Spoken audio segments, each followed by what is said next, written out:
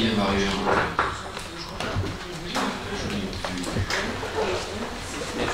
Marie-France Barré, dans les procurations, le film de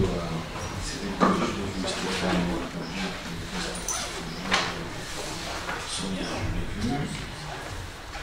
Stéphane Bouette dans les procurations, Vincent Barré, Kevin Adon dans les procurations de Promiès, Jean-Pierre Colli, il est là, Pierre Inine, Jean-Claude Darquet, il est arrivé, Marc Feuillu, Philippe Dommagé, Robert Cavé, on va parler.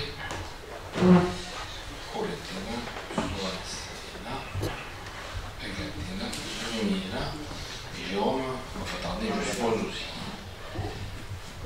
Bien, allez.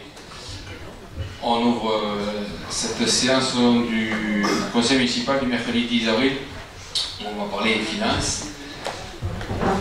Premier point, c'est communication. Alors en communication, je vous propose de sortir à l'ordre du jour le point 18, donation avec charge émanant de l'association de la Villa Turine. On profite de la commune de quoi il s'agit. Vous savez que c'est la donation entre l'ancien local de la VA et la municipalité. Après pas mal d'interférences entre les différentes parties pour savoir si c'était une donation en charge, il y a eu tout un tas de choses. Je vous en avais fait part au dernier conseil. La dernière fois, nous étions vus avec la DACL pour faire une délibération en bonne et due forme, pour éviter de se faire retoquer par les services de la préfecture. Ils ne souhaitaient pas qu'il y ait une durée illimitée. Légalement, nous n'avons pas le droit de mettre une durée illimitée pour une donation à une association, ou la commune à une association. Donc il a fallu. Et l'étude, voyez vers son organisme, CRIDOM. C'est ça? Oui, CRIDOM, je crois que c'est ça. Pour eux aussi valider cette délibération. Il en est sorti de l'étude et de la DACL de faire une donation à 40 ans. Et on avait préparé le dossier. Et cet après-midi, le président de la VA ne souhaite pas 40 ans, il souhaite 60. Bon, alors, c'est pas question de ne pas vouloir mettre 60, c'est question surtout de faire les choses dans la règle de l'art. Parce que la DACL nous titillait pour mettre une durée, donc là on était à 40, bon, là on va passer à 60. Donc si vous n'avez pas de position sur le fond, il y ait 60, bon, mais déjà moi dans 40 ans, je ne sais pas où je serai, le président de la VA, lui elle va au moins. Donc bon, enfin, peu importe, on perd un peu de temps, c'est pas grave. La VA, ils sont relogés, ils sont ravis. On a eu les éloges de plusieurs structures, comme quoi la VA, dans sa globalité, était bien logée, donc ça recule d'un petit peu. On va laisser donc et la DACL et l'étude pour voir, pour valider cette délibération pour y mettre 60 ans. Voilà, c'est pour ça que Maître lui n'a pas souhaité avec moi prendre de risques à la matière. On le passera au prochain mois. Voilà donc le point 18. Alors, Robert est arrivé. Bon.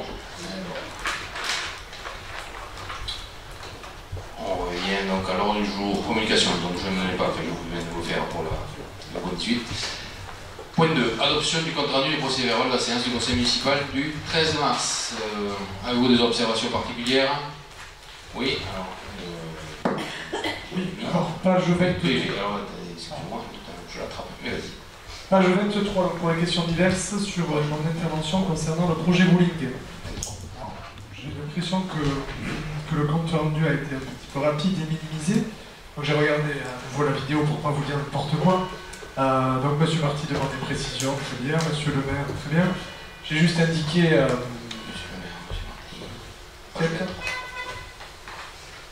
J'ai juste indiqué qu'il aurait été bien qu'une mise à disposition officielle ait été faite dès le début des travaux. Ça n'a pas été mentionné. Et que je souhaitais savoir ce qui se serait passé en cas d'accident. C'est ce que j'ai dit également et ça ne figure pas. D'accord. Voilà, juste ça à rajouter. Très bien. Pas d'autres points? Oui. Vous avez écorné mon intervention. Ah, oula.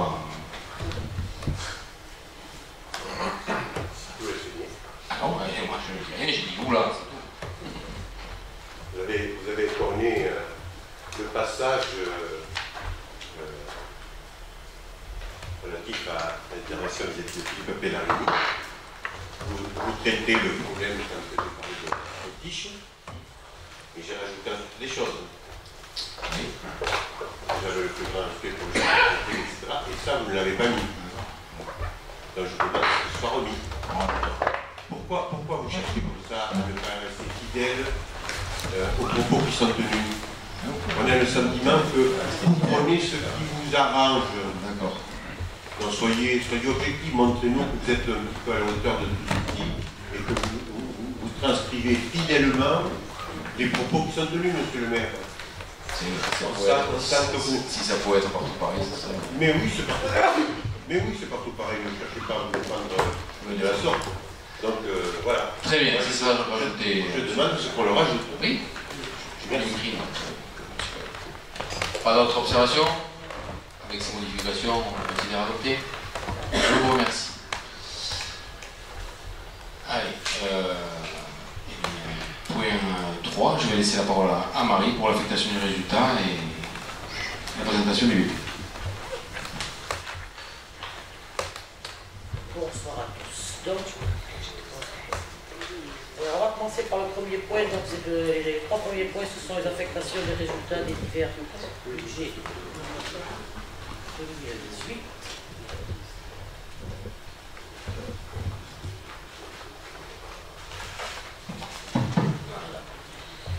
Donc, en ce qui concerne le premier point, c'est l'affectation du résultat de fonctionnement pour le budget principal.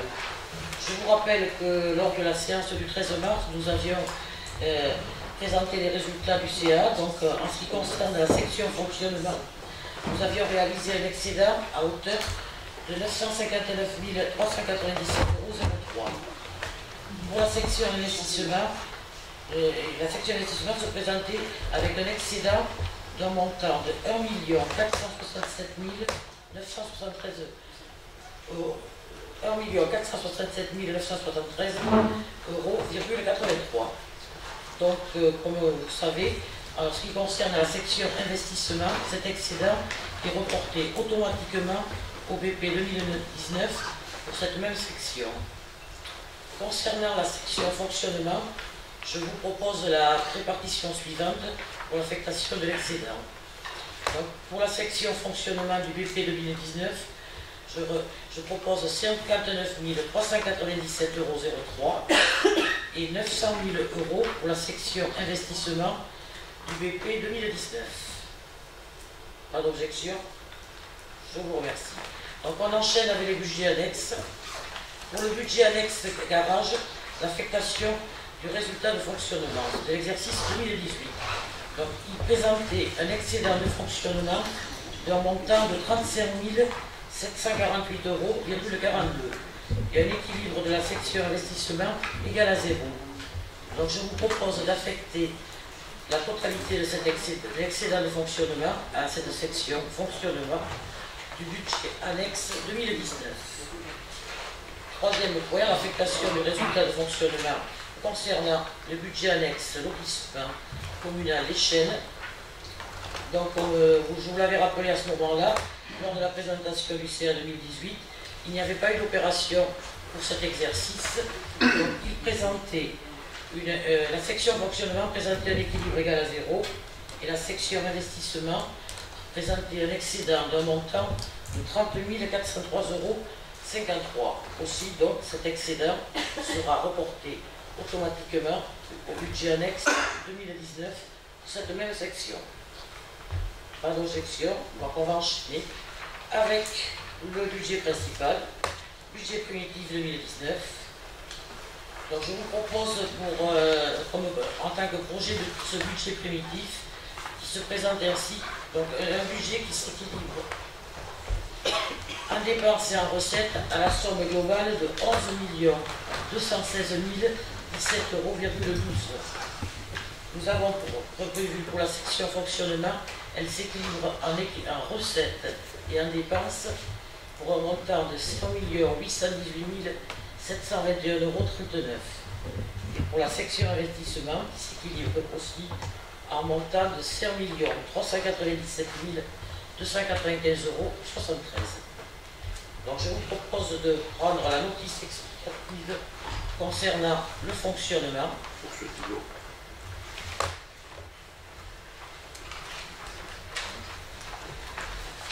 Donc en page 2, vous avez le premier tableau qui récapitule tout le montant des dépenses de fonctionnement. Ce montant, donc, je vous ai dit, qui était 5 818 721 €. Donc si nous parcourons les chapitres divers, donc sur le premier chapitre qui correspond aux charges à caractère général, nous pour un montant de 1 647 045 €. Donc ce qui représente pour les dépenses de fonctionnement 2019 28,31%. Donc vous avez les différentes lignes pour l'assainissement et l'eau, 45 000 €. Donc nous avons prévu un montant de dépenses un peu plus élevé pour les dépenses d'énergie, électricité, puisque je ne sais pas si vous vous souvenez que nous avions eu une augmentation due à un coefficient multiplicateur qui avait été remis à jour lors de l'exercice 2018. Et donc là, cette année, nous sommes sur une année pleine, donc les dépenses seront plus importantes. Pour le chauffage urbain, 80 000 €, carburant, 52 000 €, alimentation, 4 500 €, produits de traitement, 30 000 €, les fournitures non stockées qui concernent le fleurissement de la ville et les plantations de tous les arbres sur toute notre commune, pour 52 000 €, fournitures d'entretien, 18 000 €, fournitures au petit équipement, 40 000 €, fournitures de voirie, 65 000 €, matières et fournitures, 84 000 €, les contrats de prestation et les services extérieurs, 10 000 €, les locations mobilières, 30 000 €, charges locatives, 3 000 €, entretien de terrain, 40 000 €, entretien bâtiment, 65 000 €, toit et réseau, 60 000 €, entretien bois et forêt, 25 000 €, entretien du matériel roulant, 30 000 €, entretien d'autres mobiliers, 20 000 €, la maintenance qui concerne tout ce qui est logiciel et tout ce qui est cloche, vanne du moulin, photocopieur, pour 56 000 €. Donc là, je vais m'arrêter sur la ligne suivante, sur les primes d'assurance. Bon, nous avons prévu une dépense de 32 500 €, dépenses qui ont été diminuées par rapport à l'exercice précédent, puisque nous avons établi un nouveau marché, il fallait faire un nouveau marché. Donc c'est un marché qui a diminué quasiment de moitié. Donc ensuite, vous avez les études de recherche, 5 000 €, les versements aux organismes, 20 000 €, 3 000 €, honoraires, 10 000 €. C'est une ligne qui a augmenté aussi, puisque là, par contre, il faut faire un nouveau marché pour toute la téléphonie de la collectivité cette année. Donc après les frais actes et contentieux, 1 000 €, rémunération d'intermédiaires et honoraires divers. Donc là, nous avons une augmentation également, puisque nous sommes à 20 000 €, puisque là, il est arrivé, nous sommes obligés de faire les nouveaux contrôles pour la scolaire ERP. Annonce et insertion, 5 000 €, les fêtes et cérémonies, 35 000 €, les catalogues imprimés, ce sont le cœur des Aturins, pour 15 000 €, transport collectif et transport scolaire pour 160 000 €, comme d'habitude, mission 2 000 €, frais d'affranchissement 22 000 €, pour télécommunications 30 000 €, les concours d'hiver 8 000 €, gardiennage 2 000 €, frais de nettoyage des locaux 2 000 €, 2 500 €, autres services extérieurs 55 000 €, et taxes foncières à 45 000 €. Donc tout ceci pour le premier chapitre. En ce qui concerne le second chapitre qui concerne les charges du personnel, qui représente à elle toute seule quasiment 42% du budget de notre fonctionnement, dépenses, la somme s'élève à 2 426 500 €, soit une augmentation de 0,48%. Donc là, vous retrouvez les éléments qui composent ces dépenses, que l'on retrouve quasiment à chaque exercice. Mais il faut savoir que cette année, nous avons des remplacements d'agents, puisque nous avons 4 agents qui sont prévus en départ à retraite. Donc il y a les emplois saisonniers comme d'habitude. Au niveau des heures supplémentaires, Il y a toujours les fêtes patronales, mais également cette année c'est une année électorale, donc il y aura les élections européennes. Et ensuite vous retrouvez les cotisations qui sont par rapport au salaire des agents. Dans le troisième chapitre, nous avons la conversion de produits. Donc là, pour 246 821 €, ce sont les dégrèvements de la taxe d'habitation, l'attribution de compensation TP que nous reversons à la communauté des communes, et le reversement restitution pour 20 000 €, c'est les TAP, c'est une recette que nous percevons et que nous reversons automatiquement à la communauté des communes. Le quatrième chapitre, virement à la section d'investissement. Donc cette année, nous avons pu faire un virement de 489 110 €. Les opérations d'ordre pour le chapitre suivant, ce sont les amortissements pour un montant de 272 913 €. Sixième chapitre, le chapitre des gestions courantes, donc avec une diminution de 3,96% pour un montant de 535 012 €. Donc là, comme vous voyez, indemnité des élus, il y a une diminution due au fait que nous sommes 4 adjoints. Donc les cotisations qui vont avec. Ensuite, vous retrouvez les formations des élus, les créations en non-valeur et les créances éteintes. Donc vous avez la ligne bus 10 qui concerne les cotisations à verser cette année. Donc cette année, une baisse de cette cotisation, puisque le montant sera de 96 712 €. Nous avons les contributions aux organismes de regroupement pour 65 000 €. La ligne suivante, ce sont les subventions aux associations de personnes de droit privé pour un montant de 280 000 €, montant qui est maintenu. Donc là, vous trouvez dans cette ligne-là les subventions à toutes les associations culture et sportives. Les subventions ont été en commission respective. Donc dans ce montant-là de 280 000 €, il faut savoir qu'il y a également un fonds de réserve prévu, mais également le maintien de l'aide accordée à tous les Aturins qui passent leur permis de conduire, la prime Autoprums. Chapitre suivant, nous avons une diminution des charges financières pour un montant de 175 320 €.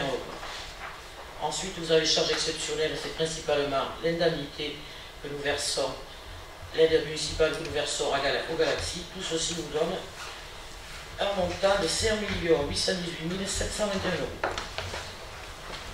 Donc j'enchaîne avec les recettes et après, si vous avez des questions ou des remarques, on s'arrêtera avant de passer aux recettes. Donc en ce qui concerne les recettes de fonctionnement, donc vous voyez qu'il y a une augmentation par rapport au BP de 2018, mais également une diminution du CA de 2018. Donc vous avez le tableau qui récapitule tous ces chapitres.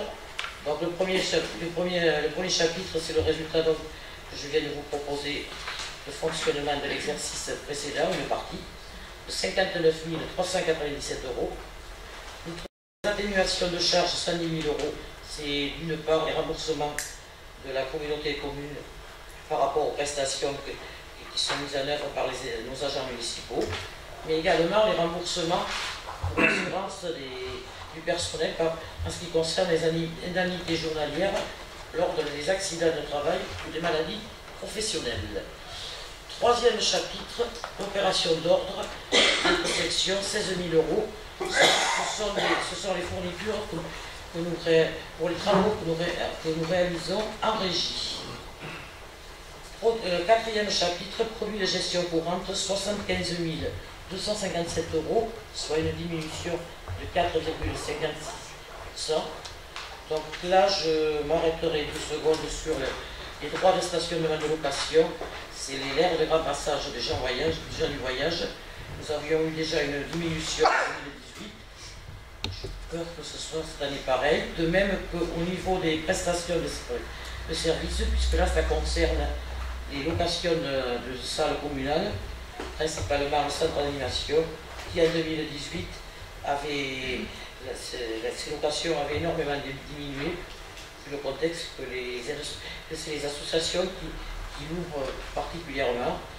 Et au vu du planning que j'ai un peu vu de 2019, je crois que la situation se présente pareil. Donc ensuite, vous retrouvez les remboursements de frais pour 1804 €. C'est des remboursements de l'assurance de la clinique Jean Saraï. Chapitre suivant, le chapitre des impôts et taxes pour un montant de 3 844 989 €. Donc là, nous trouvons au niveau des contributions directes pour un montant de 3 423 280 €. Donc là, il faut savoir que le taux pour 2019 s'élève à 2,2%. Et depuis l'an dernier, cette revalorisation des bases locatives suit l'inflation de l'année, puisque c'était constaté entre novembre 2017 et novembre 2018. Donc vous avez taxes funéraires 1400 €, les droits des places 9 000 €. Donc ensuite nous avons les taxes sur les déchets pour 96 044 €. Donc il y a une diminution par rapport au CA de 2018, mais qui effectivement est par rapport aux travaux aux activités de Terralia, qui en 2018 a vu un supplément d'activité avec d'autres collectivités. Taxe d'électricité pour un montant de la taxe de consommation finale pour un montant de 135 000 € et les droits de mutation pour 180 000 €. Chapitre suivant, nous avons les dotations et les subventions pour un montant de 1 342 548 €. Donc là, nous trouvons les dotations de l'État. Il faut savoir que sur les documents que vous avez, c'est des estimations, principalement, puisque nous avons la DGF pour un montant de 521 996 €, la DSR 431 036 €, la DGD 149 077 €, la DNP 40 000 €. Donc nous trouvons également dans ces dotations les allocations compensatrices donc concernant la taxe d'habitation et les taxes foncières pour un montant de 152 231 €. Les participations d'État pour 1 000 € et donc également, comme les exercices précédents, nous avons les 8 580 € concernant la délivrance des passeports biométriques et des cartes d'identité. Et donc vous retrouvez sur la ligne suivante à la page 14 les attributions et participations. Donc là vous retrouvez 20 000 €, c'est les fameux PAP de tout à l'heure. Effectivement nous retrouvons en recette mais que nous avions déjà eu en dépenses. Chapitre suivant, autres produits de gestion courante, dont 372 000 €. C'est principalement les revenus des immeubles, de la location des box sur le marché couvert. Puis vous avez les produits financiers, les produits exceptionnels. Donc tout ceci pour un montant de 5 818 721 €.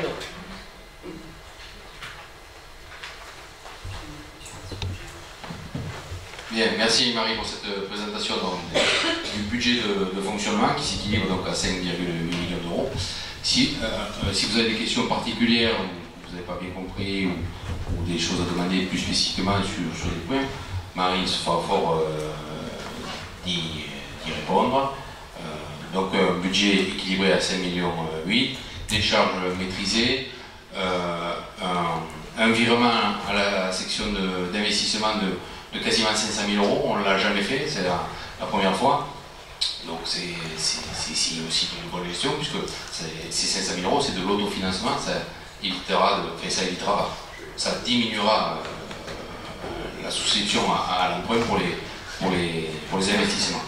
En matière de recettes, donc Marie vous l'a dit, vous avez sur les estimations donc, une augmentation de 70 000 € des recettes fiscales, c'est dû à l'augmentation des bases, puisque vous le savez, vous avez dû, on ne propose pas d'augmenter les taux d'imposition, donc c'est juste l'augmentation des bases de 2,2% qui fait cette recette supplémentaire de 70 000 €.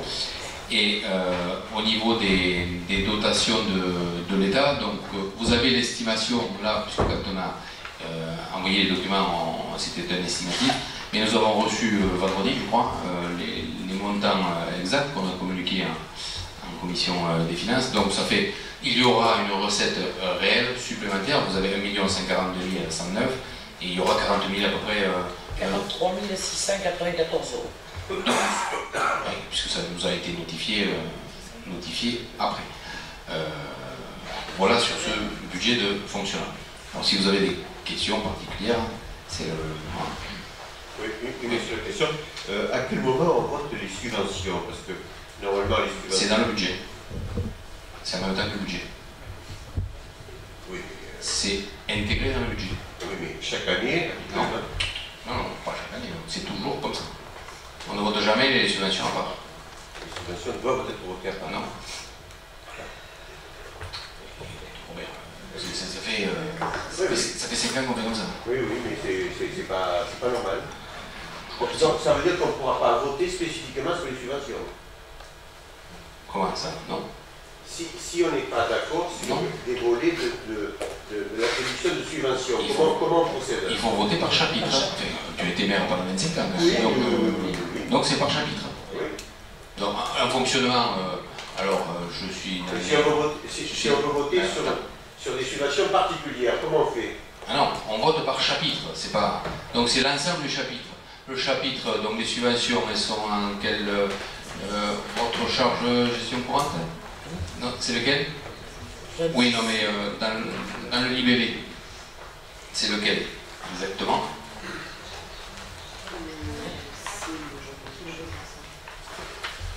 Autre charge de gestion courante, c'est bien sûr. Donc c'est dans ce chapitre-là. Autre charge de gestion courante, c'est le premier tableau qui a un montant de 535 012. Donc si on est d'accord pour les subventions aux associations, c'est voter contre ce chapitre. Et ça concernera tout le chapitre. Alors, c'est l'air. Il est utile de rappeler à cet instant qu'il peut y avoir des conseillers municipaux dits intéressés. C'est-à-dire intéressés, c'est-à-dire concernés par l'attribution de subventions parce qu'ils sont présidents, vice-présidents, secrétaires, trésoriers d'une association. Ça, c'est une obligation. Il faut prendre l'habitude que les membres de ces exécutifs associatifs ne participent pas au vote. Ça veut dire qu'avec votre technique, qui n'est pas, je vais dire, réglementaire, je ne sais rien. Non, mais comment tu vas faire pour prendre en compte le fait qu'il y a un certain nombre d'entre nous ici qui sont dans des exécutifs associatifs dont tu leur demandes de ne pas prendre part au vote sur l'ensemble du chapitre associatif? C'est pas normal. Oui, mais c'est pas moi qui fais les lois. C'est pas une loi, c'est pas une loi. Mais non, d'accord. On va aller voir les subventions, on en parle maintenant. On va aller voir une par une. Si vous voulez regarder la diapo subvention, je vais laisser la parole à Jean-Claude, puisque voilà, ça a été vu. Oui, on est dans le fonctionnement, donc il n'y a pas de problème. C'est ma question, alors si vous pouvez le chapitre sur les subventions. Donc dans l'ensemble, je veux dire dans le grand ensemble, il n'y a pas de désaccord majeur. Ceci dit, deux points amènent notre désapprobation quand même. Tiens à soulever une disparité entre deux associations qui sont l'ACCA, l'association de chasse, et l'association pêche et pisciculture. Donc on aimerait savoir pourquoi il y a une disparité de 600 € entre ces deux associations, sachant que l'ACCA quand même fait un travail très utile au quotidien et très important. C'est-à-dire 600 € d'écart. Il y a 550 d'un côté et 1240 de l'autre. Oui, 600 €. Juste, j'aimerais savoir d'où vient cet écart en fait. Comment est-ce qu'on peut l'expliquer? On a, honnêtement, moi j'ai suivi ce qui s'était fait les années précédentes. Donc c'est vrai que depuis 2015, il y a eu une différence, mais qui était liée, je crois, aux locaux en fait de la chasse, qui avaient été rénovés par la municipalité. Et, il n'a pas été rénové en 2015. Il a été attribué. Il a été attribué parce qu'ils n'en avaient pas. Ils n'en avaient pas. Et la pêche aussi en local. C'est pas un argument ça. C'était l'argument à l'époque, il y avait deux choses. C'est qu'ils n'avaient pas de local, ils souhaitaient avoir un local, on leur a mis à disposition un local, il a fallu faire des travaux, qui ont un coût, forcément. Et donc, en accord pour certains, en désaccord pour d'autres, au sein de la CCA, on avait, Delphine, c'était toi, donc l'adjointe, on avait divisé par deux, je me rappelle, si je me rappelle bien, la subvention parce que par rapport aux travaux qu'on avait, inscrits et faits, et que, parce qu'on regarde aussi, les comptes de la CCA, voilà, ne nécessitaient pas une augmentation, je vais dire, de la subvention.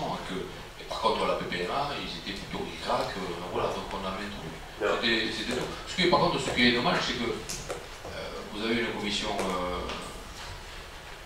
de culture et sport, vous en avez parlé, je n'ai pas cru comprendre que ça avait été... Après, j'ai aussi tenu compte des désirata des différentes associations, puisqu'on leur demande de nous fournir leur budget prévisionnel, et l'achat sur son prévisionnel a mis le montant de la subvention qu'on donnait jusqu'à présent. Ils n'ont pas demandé plus. Certaines associations demandaient plus, on a proposé plus ou pas. Mais là, pour le coup, l'achat, ça demandait une subvention de 550 €. Ils demanderaient plus. Jérémy discute de savoir comment ça marche. Pas tout à fait, ils ont dit au repas de la chose. Non. Moi, ça, je peux vous dire que j'ai épluché tous les dossiers. Sur leur prévisionnel, il y a une demande de 550 €. Et autre chose par rapport à la chasse aussi, c'est que depuis 2 ans, on a les déchets de venaison en charge de la commune. Si mes souvenirs sont bons, c'est la commune qui paye à la communauté de communes la charge des déchets de venaison pour la ça fait quand même une charge supplémentaire pour la commune qui serait normalement aux chasseurs à faire payer leurs déchets. Enfin, voilà. Oui. C'est une nouvelle charge qui est apparue depuis peu quand même. C'est une charge supplémentaire qui n'existait pas, et c'est normal qu'on la prenne en charge, parce que les chasseurs font du service public. Pour moi, c'est du service public, ce qu'ils font. Être débattu tous les week-ends à attendre, c'est pas les week-ends en semaine, je dis week-end. C'est pour moi du service public. Donc Vincent a tout à fait raison, c'est vrai qu'il y a une nouvelle charge pour la collectivité. Ça a été mis en place par la communauté des communes, et c'était une très belle réalisation qui a été copiée dans d'autres coins de ce département. Mais c'est une charge aussi nouvelle pour la commune, puisque c'est 10 €, 12 € par collier. C'est en fonction des colliers de chevreuil pour ceux à la Compom. Et qui n'était pas à la charge avant la collectivité, mais qui était à la charge avant de la CCA. Non, il ne le faisait pas. Il n'invente pas au fur et à mesure que tu parles. Officiellement, les chasseurs étaient chargés d'expédier. Officiellement, les chasseurs étaient chargés d'expédier leurs déchets par la voie d'Ademax. Ils ne le faisaient pas. D'ailleurs, c'était un traitement sauvage auquel j'ai participé, mais je suis conscient. C'était pas beaucoup. Mais on a fait quand même traiter une partie des déchets, et vu la somme que ça allait entraîner pour la CCA, on a décidé de frauder et d'enterrer les déchets sauvagement. Oui. Non mais sinon ça aurait été une charge pour les chasseurs. Enfin, on va faire le débat du traitement des déchets de venaison ce soir, mais bon. Vous n'êtes pas très à l'aise. Et moi je suis tout à fait à l'aise. Je peux vous dire. Si, je peux vous dire qu'il y a eu un budget prévisionnel de cette association, et la demande sur la ligne subvention municipale, il y avait 550 €. Voilà. Après, je n'ai pas eu de demande particulière demandant à en avoir plus. Je vais répondre. Je vais répondre à Jean-Claude et à Vincent en même temps. Au repas de la chasse qui a eu lieu début février, si je ne me trompe, la CCA, le président dans son discours, a demandé à monsieur l'adjoint Vincent Baraille s'il pourrait avoir plus de subventions, et il demandait une somme très importante. Et Vincent Baraille a expliqué que les charges communales avec la baisse des dotations de l'État, etc., ne pouvaient pas permettre d'augmenter la subvention. Donc le président, en bon élève, quand il a fait retourner sa demande à M. l'adjoint Jacques-Claude Dessous, a compris que ce n'était pas la peine qu'il demande plus. Voilà. Voilà une bonne explication. C'est déjà plus clair. C'est plus clair, pour moi c'était très clair en ayant la demande de subvention. Vincent s'était exprimé avant, donc facile. Ah oui. Il n'est pas très à l'aise, Vincent. Allez. Pour répondre, M. le maire, juste à votre affirmation tout à l'heure, on a effectivement eu des commissions sur ça, sauf qu'on a eu le tableau des subventions que le soir même, et donc quand on le découvre, on a un peu moins de recul pour réfléchir à tout ça. C'est pourquoi on avait demandé avant, cette année ça n'a pas été possible. Et pour vous répondre. Deuxième point qui entraîne un désaccord, c'est... Quand tu peux rigoler, Marie. Mais oui, mais quand on reçoit le dossier sur la table au conseil communautaire, juste au moment du conseil communautaire. Pas au niveau des impôts, pas au niveau des subventions, pas au niveau de ça, c'est pas vrai. N'invente pas. L'année dernière. Excusez-moi. Peu importe le conseil communautaire, moi je parle du conseil municipal, parce que le conseil municipal ce soir. Voilà, très bien, mais je vous réponds. Autre chose qui entraîne notre désapprobation, c'est l'association des Arsouillos. Donc on le sait, suite à la scission de la Routine des Péniens, dont les Arsouillos sont partis, les Arsouillos ont décidé de maintenir leur spectacle droit au 1er mai, qui fait partie, comme ils disent, de leur ADN. Donc on pense qu'il eût été logique de leur accorder cette année une subvention plus conséquente que les autres années pour pouvoir les aider dans cette entreprise. Juste pour rappel, les Arsouillos, donc c'est 50 ans d'existence, c'est 180 membres, et c'est une très belle vitrine pour la ville dès qu'ils animent toutes les fêtes de la région. Donc nous, on vous propose juste de leur attribuer, de puiser 3 000 € dans le fonds de réserve pour leur attribuer, et il restera donc 11 450 € dans cette réserve. Oui, je vous vois, lui, c'est moins que de moi, et j'attends votre réponse, monsieur. Non, Jérémy, je ne me manque pas de toi, je suis surtout très surpris. Il va falloir que tu reprennes tous les comptes rendus des PV du conseil municipal. Tu me parles de tauromachie, parce qu'on parle bien de tauromachie. Donc on avait mis un budget global pour la tauromachie AR, exceptionnellement c'était à 15 000 €, exceptionnellement l'année dernière à 20 000 €. Tu as été, toi, le premier, je rattraperai les PV, je vais les sortir, le premier à nous expliquer que ça suffisait, qu'on avait mis trop d'argent dans la tauromachie, et que Robert, même si c'était même dit que peut-être qu'il y avait un spectacle de trop, que la noyata était de trop, sans juger si c'est les Arsouillos, la Volta, peu importe. On parle de spectacle de façon générale. Et qu'il était temps de diminuer ses dépenses, par rapport à l'organisation des spectacles taurins. Chose qu'on a fait, on les a mis à 15 000. On a échangé sur le fait qu'il y ait une entente, qu'il y ait par le biais de la Runta, c'est-à-dire que l'ensemble d'aficionados soit fédéré. C'était une excellente chose, et il fallait que ça se fasse comme ça, et que s'il y avait des gens, peu importe, qui voulaient organiser un aparté, se dissocier de cet état, il fallait qu'ils en acceptent les risques. Et j'ai reçu les Arsouillos, on en a parlé ici même, ils ont accepté les risques.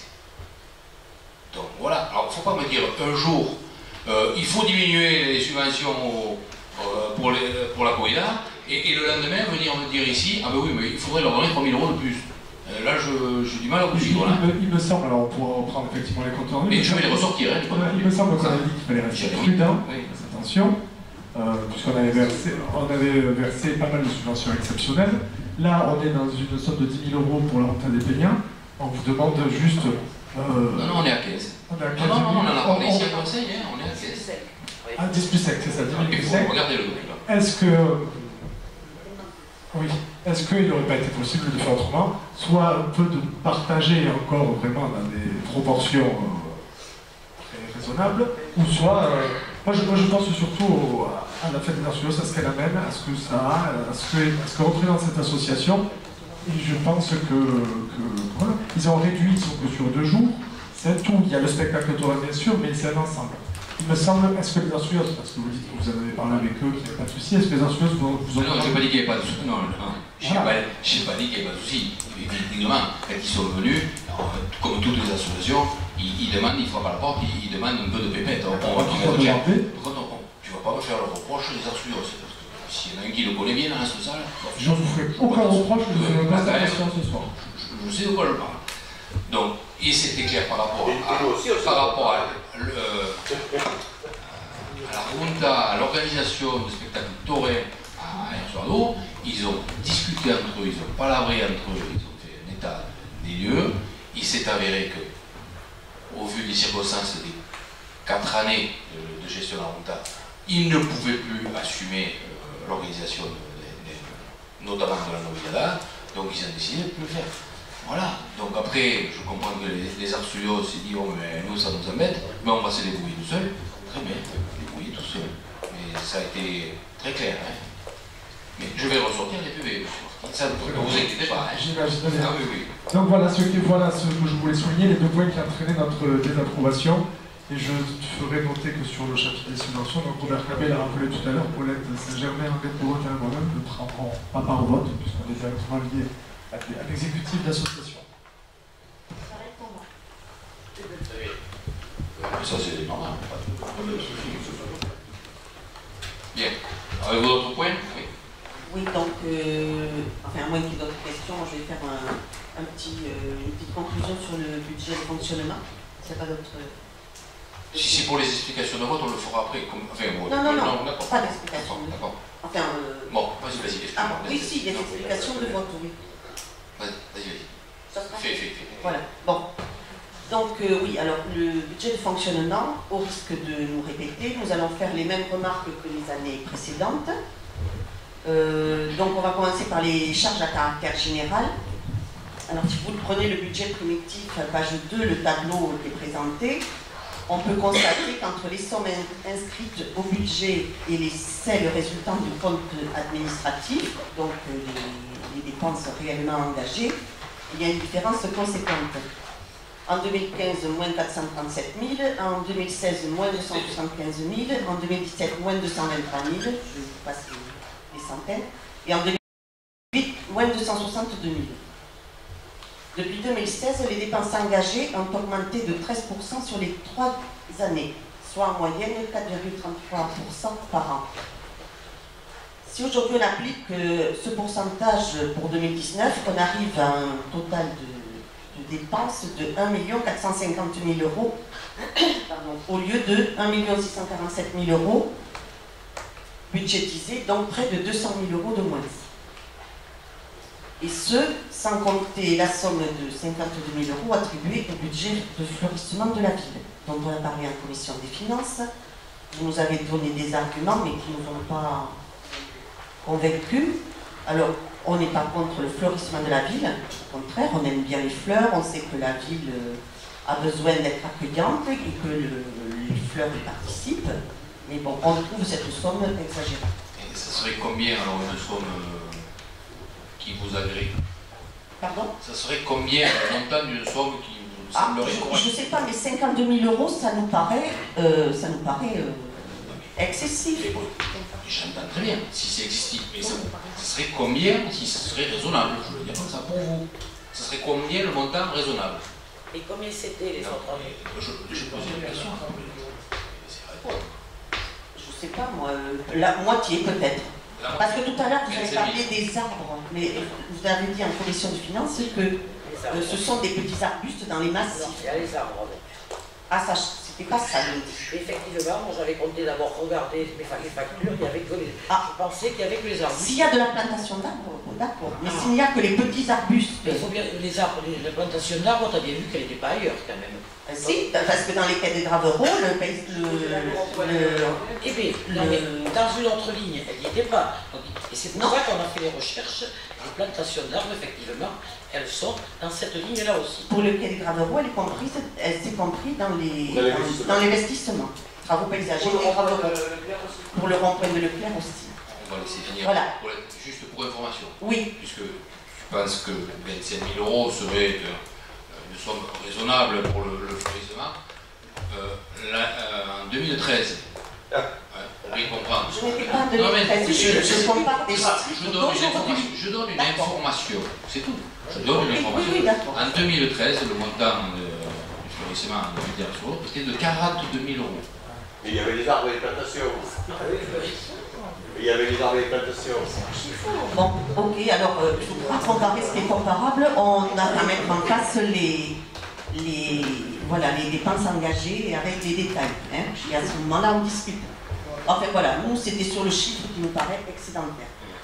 Ensuite, excessif, pardon. Ensuite, sur le poste de charge de personnel. Donc, si l'on se réfère à ce qui est écrit dans le PV du Conseil municipal du 13 mars 2019, il est écrit, s'agissant des charges de personnel et frais assimilés, il n'y aura pas de changement substantiel par rapport à l'année précédente. Il nous indiquait aussi que cette année, il y aura 4 départs à la retraite et qui seront sûrement remplacés par des personnes qui n'auront pas le même indice de rémunération. On peut aussi constater sur la présentation du budget que les dépenses engagées au conseil administratif depuis 2016 varient de moins 0,58% en 2016, plus 1,33% en 2017 et plus 1,16% en 2018. Alors si l'on applique en restant large un coefficient de 1,50 en 2019, on arrive à une dépense de 2 332 000 euros, soit environ 100 000 euros de moins que la somme budgétisée. Tout ça pour vous démontrer que sur ces deux seuls postes, nous sommes déjà à 300 000 euros de surestimation des dépenses. Et si l'on rajoute à ça ce qu'a dit M. le maire tout à l'heure, donc le complément des recettes complémentaires sur les dotations de l'État qui sont aujourd'hui connues et qui se montent à 43 000 et quelques euros, donc nous arrivons à une somme de 343 000 euros de surestimation. Alors pour aller plus loin, on ne l'a pas encore vu, mais dans la section investissement, on prévoit un emprunt de 320 000 euros. Alors nous, ce qu'on voulait vous dire, c'est que si vous vouliez bien nous écouter, vous pourriez vous dispenser de cet emprunt, car avec ces 343 000 euros de surestimation, on pourrait augmenter le virement à la section investissement. Voilà. Donc on n'aurait pas d'emprunt à réaliser. Ce serait excellent. Et alors, ce que je voudrais dire, à l'heure actuelle, dans cette période de fin de mandat, enfin il nous reste un an, mais une année sans emprunt, avec la possibilité de réaliser tous les investissements prévus sans emprunt, serait peut-être porteur. Et ceci, c'est une remarque gratuite. Voilà. En conclusion, si vous entendiez nos remarques et les métiers à l'application, ce dont on doute, nous pourrions voter ce budget, sinon nous voterions évidemment contre. Voilà pour les petites remarques que nous souhaitions faire. Très bien. Merci, Paulette. Bon. Oui, on n'a pas les mêmes visions, mais bon, c'est ça la démocratie, c'est pouvoir s'exprimer et dire ce que l'on passe. Et j'espère que tout le monde j'espère que le micro est ouvert à tout le monde. Tout le monde peut s'exprimer. On va passer à l'investissement. Marie, c'est bon? Allez, on passe à l'investissement. Donc, à l'aperçu. Ah oui, voilà. Je vous propose éventuellement de prendre plutôt ce tableau qui est plus clair. C'est mal.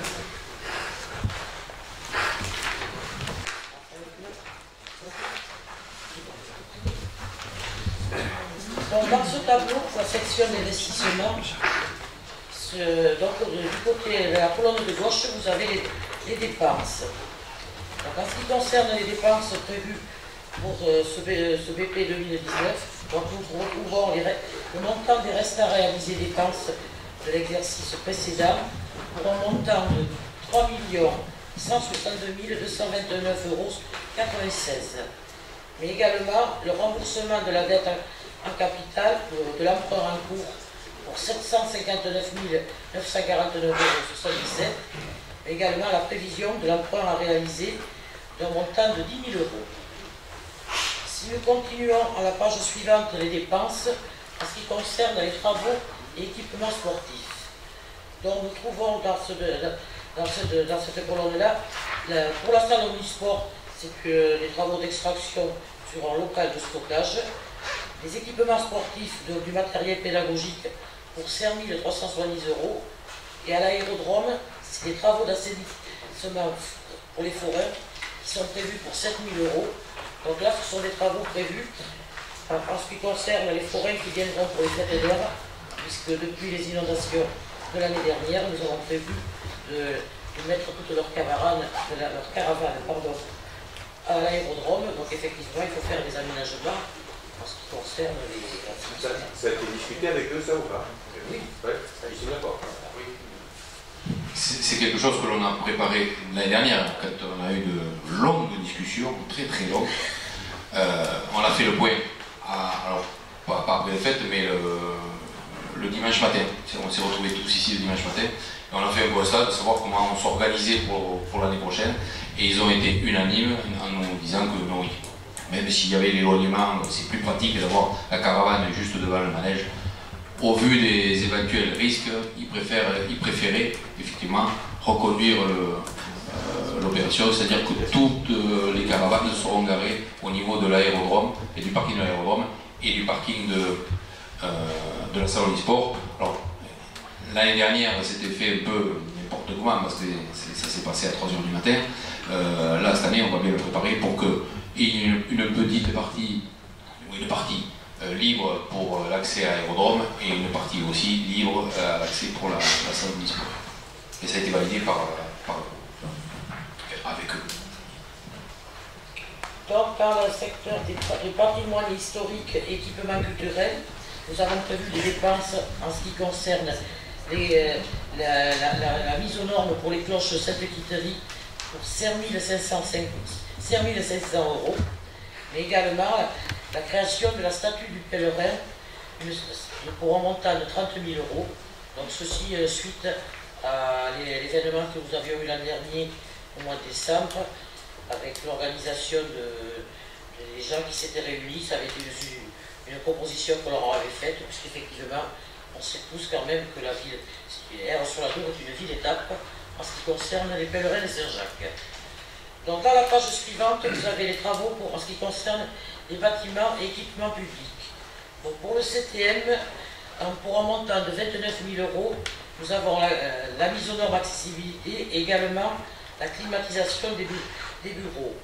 Au cimetière de Subéargues, la mise aux normes accessibilité et les travaux pour 20 000 €, les honoraires pour la dérogation concernant l'accessibilité également de 15 000 €.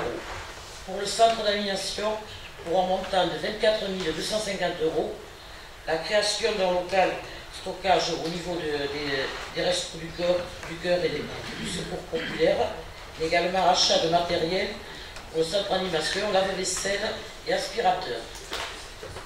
Pour le local de l'aérodrome, le remplacement de la chaudière pour 6 000 €, le parking de la maison des services aide public, création de cheminement pour 4 000 €, au presbytère, une partie des menuiseries extérieures pour 20 000 €, au marché couvert, les derniers changements des grilles des box pour 24 000 €, la démolition du garage La Haye pour 236 000 € et la fin des travaux à l'hôtel de ville, le mobilier pour l'état civil pour 3 000 €. La page suivante, vous avez les équipements pour les services municipaux. Donc en ce qui concerne le bâtiment, l'achat d'un véhicule pour le plombier pour 24 000 €. Aux espaces verts également, l'achat d'un fourgon plateau pour 30 000 € et achat de petits matériels également. Pour la voirie, remplacement du véhicule du chef de service pour 20 000 €, l'achat d'une banquetteuse pour 14 400 € et divers matériels, bancs et chapiteaux pour 6 000 €. Pour les installations sportives, achat de matériel pour un montant de 6 800 €. La police municipale pour les terminaux électroniques pour 3 900 € et également pour 16 000 € l'informatisation de tous les services ateliers municipaux, au niveau de la mairie également, donc pour 16 000 €. Ensuite, en ce qui concerne l'amélioration des quartiers, Donc, suite à l'ouverture des derniers plis pour les travaux de la rue Méricam, nous avons rallongé avec un montant de 90 000 €, mais également du mobilier urbain, des barrières, signalétique verticale et signalétique horizontale. Tout ceci donc qui nous donne pour la rue Méricam un montant de 142 000 €. La réfection des trottoirs à la rue du Souvenir Français pour 42 000 €. Les divers mobiliers urbains pour 20 000 €. Au lycée de la cité scolaire Gaston Crampe, les travaux au parking pour 152 500 €. Également des travaux pour la route qui rejoint le parking du lycée. Rue Chantemer honoraire pour des projets pour 10 000 €. Passage piéton rue de la Châtaigneraie pour 2 500 € du goudronnage. Quai des Gravereaux, travaux paysagers 10 000 €. Rue du Château, création de parking, un parking de 6 places pour 15 000 €. L'ouvrage de la minute, donc là c'est un ouvrage au niveau du canal, des travaux d'un montant de 210 600 €. Les travaux du giratoire de la route de Bordeaux, 6 000 €. Donc des tables pique-niques, donc là c'est la troisième tranche où l'on charge toutes les tables et les barres aux allées, pour 11 000 €. Les changements au niveau des feux tricolores, les travaux pour les feux tricolores pour un montant de 59 937 €. On va poursuivre les investissements que nous avions prévus l'an dernier par rapport au street art pour 5 000 € et l'achat pour l'illumination pour 15 000 €. Donc à la page suivante, vous avez l'achat d'équipements de sécurité qui concernent les ateliers principalement, donc pour un montant de 5 200 €. La page suivante, à la page 7, vous avez les subventions d'équipements qui concernent le SIDEC, en ce qui concerne l'éclairage public, pour un montant de 72 901 €. Donc là, nous retrouvons la rue de la Châtaigneraie, la rue des Maraîchers. Donc ça, c'est la rue qui donne au parking du cirque, puisque donc là, nous avions rénové le parking du cirque, et là, donc, nous avons mis l'éclairage en supplément. Les terrains de sport à la plaine des Jeux pour 17 991 €. Les parkings aux allées de la Dour pour 38 937 €. La rue de Journée pour 5 223 €. Et les fonds de concours à la communauté des communes pour 45 000 €. Ce qui nous donne un montant de dépenses de 5 397 295,73 €. Donc si vous allez du côté à la colonne de droite, je vous propose de revenir à la page 5, face aux travaux de la cité Gaston Crampe. Vous retrouvez une subvention en recette au niveau de 10 000 €. Donc ça concerne les recettes. Donc nous allons revenir en suivant à la page 1 pour les recettes. Donc dans les recettes, nous trouvons le montant des restes à réaliser pour 1 591 094,68 €. Le virement de l'excédent de la section investissement de 2018 de 1 467 973,83 €. L'excédent de la section fonctionnement, la répartition que nous avons réalisée tout à l'heure, pour 900 000 €. Les dotations des amortissements pour 272 913,22 €. Le fonds de compensation TVA pour 255 314 €. La taxe d'aménagement pour un montant de 90 890 €. Le virement de la section fonctionnement pour 489 110 €. Mais afin que ce budget investissement soit équilibré, nous avons prévu la réalisation d'un emprunt d'un montant de 320 000 €, ce qui nous donne un budget investissement équilibré en dépenses et en recettes pour un montant de 5 397 295,73 €. Donc, qui dit emprunt dit automatiquement dette. Donc, je vous propose de prendre la note explicative de l'investissement.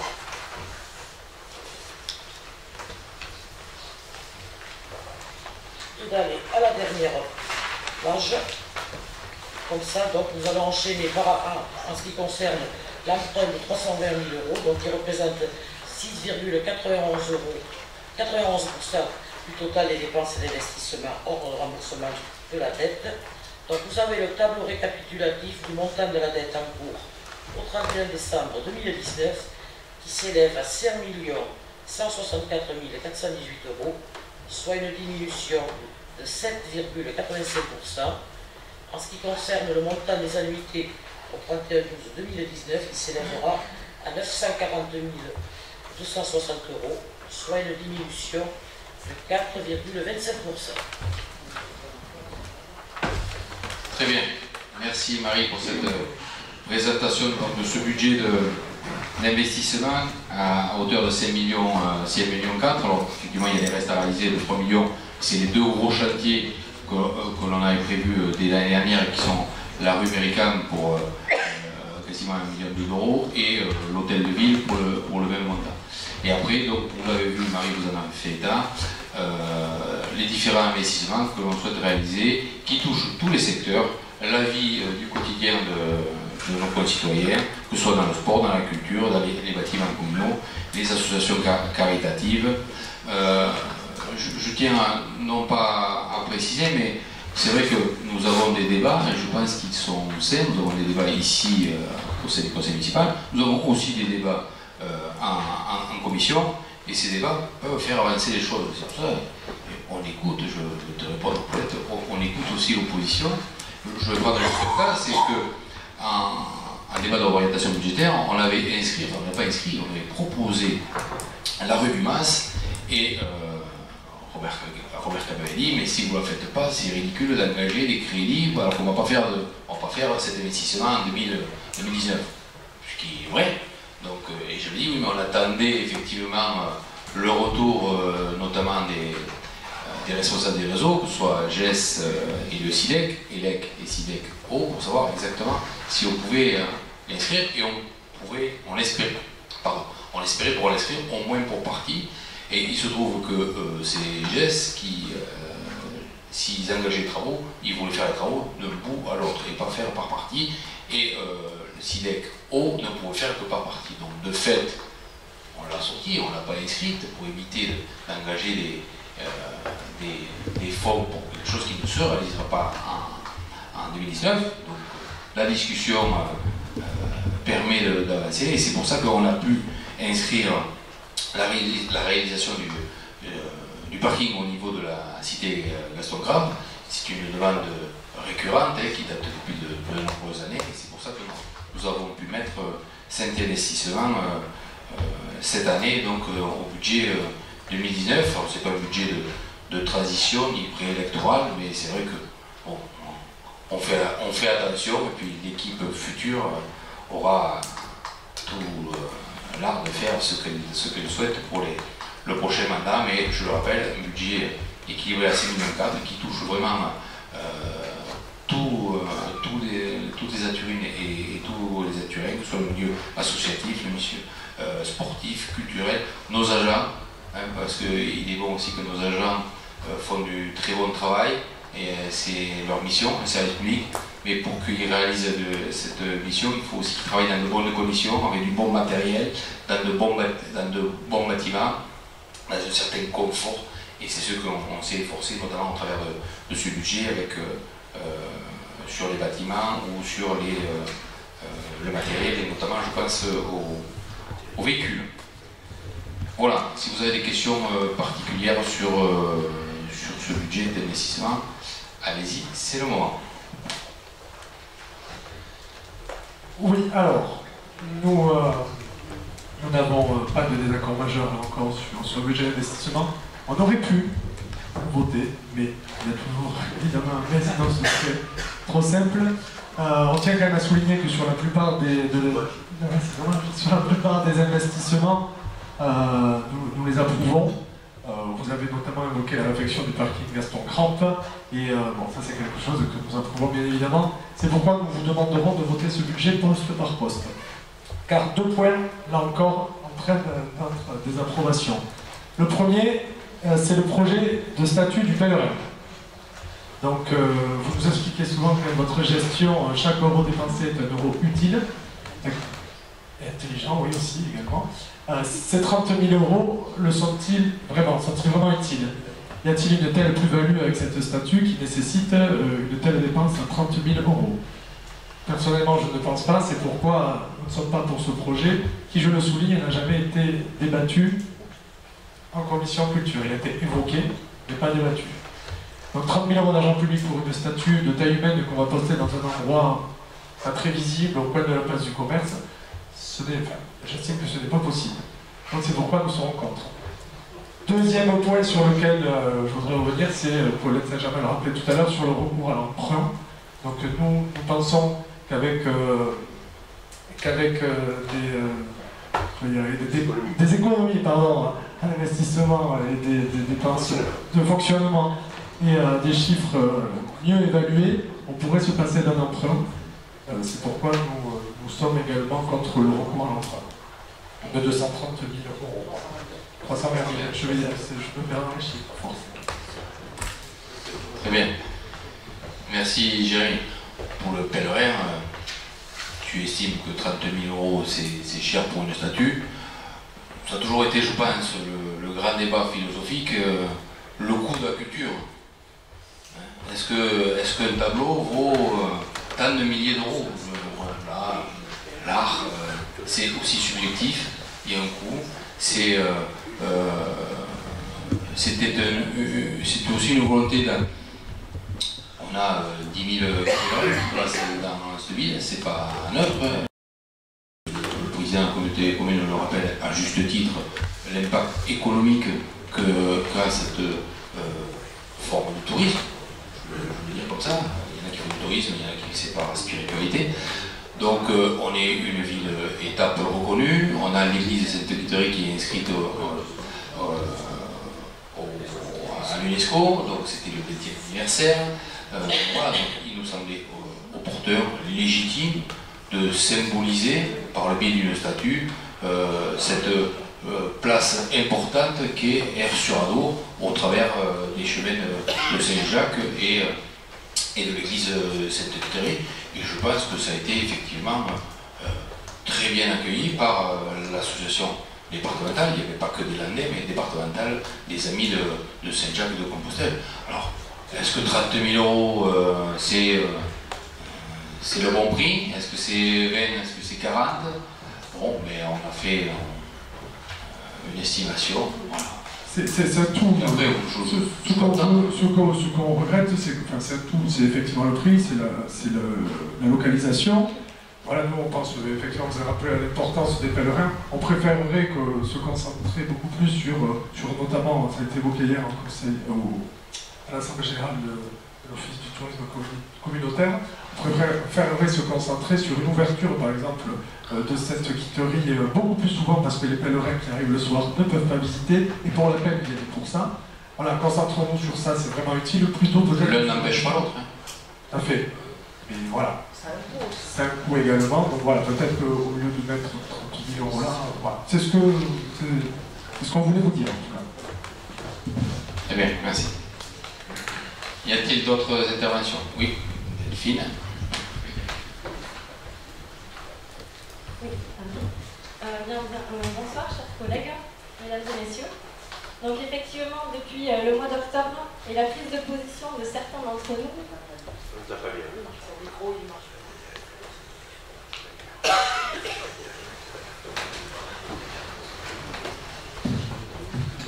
Est-ce qu'il marche mieux? Oui, il marche mieux, bien, donc comme je le disais, depuis le mois d'octobre et la prise de position de certains d'entre nous, l'encre coule à flot. Et à la lecture des derniers chœurs des Aturins, où le maire, directeur de publication, s'accorde 3 pages d'auto-interview, il me semble que cela n'est plus un journal municipal, mais plus un journal de propagande. Dans le dernier en date, le mot de la majorité, qui n'en est plus une, que dire? Quand je lis ces quelques lignes, disant que nous sommes cupides, avides de pouvoir et sans morale. Quand le vote du budget est présenté tel une série télé, sans doute adour, gloire et royauté, entre médisance, démagogie, turpitude. Soyons sérieux, Pour qui voulez-vous nous faire passer? Quant toi, Xavier, depuis 5 ans, tu n'as eu de cesse d'écarter tous ceux qui ne sont pas d'accord avec toi, pour conserver un petit carteron d'élus dévoués qui t'entourent, sans évoquer les élus fantômes qui votent par procuration depuis trop longtemps. Nous avons, nous, simplement choisi d'exprimer librement nos choix et nos idées, sans contrainte. Et là est sans doute toute notre différence. Alors, le budget, me direz-vous. En élus responsables, nous avons étudié ce budget avec attention. Et nous avons bien compris que ce budget est un budget établi à minima, destiné à reproposer un projet piscine à 8,5 millions d'euros hors taxe lors de ton prochain mandat. Puisque, comme tu nous l'as dit,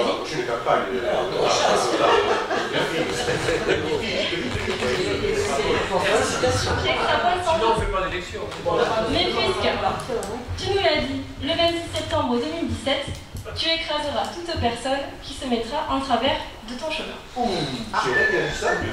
Sympathique façon d'être pour une personne qui ne pense qu'à l'intérêt général. Voter, c'est cautionner, et se taire, c'est renoncer. Ce soir, nous ne ferons pas partie de cela. Nous ne cautionnons pas la souffrance humaine et le mode de management des agents municipaux. En 5 ans, un service des sports et des ressources humaines décimé, des arrêts de travail, des départs volontaires. Nous ne faisons pas partie de ceux qui cautionnent l'attribution d'un logement municipal à un membre du conseil municipal. Nous ne cautionnons pas le fait de faire pression sur un élu avant un vote en divulguant des informations tenues au secret professionnel. Quel manque d'éthique.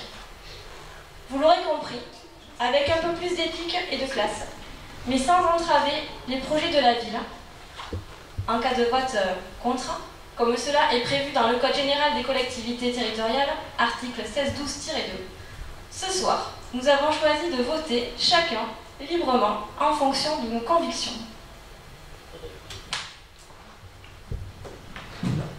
Bien. Merci Delphine. Je n'ai pas tout compris.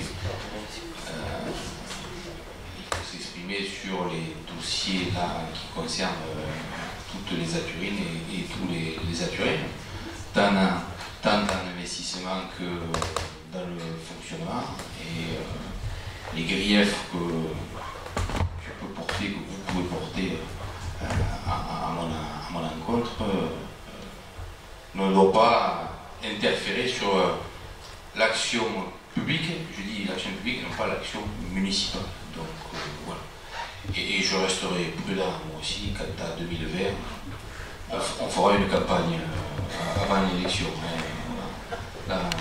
L'expérience m'a fait comprendre qu'une élection n'est jamais gagnée, donc par qui que ce soit. Donc, voilà.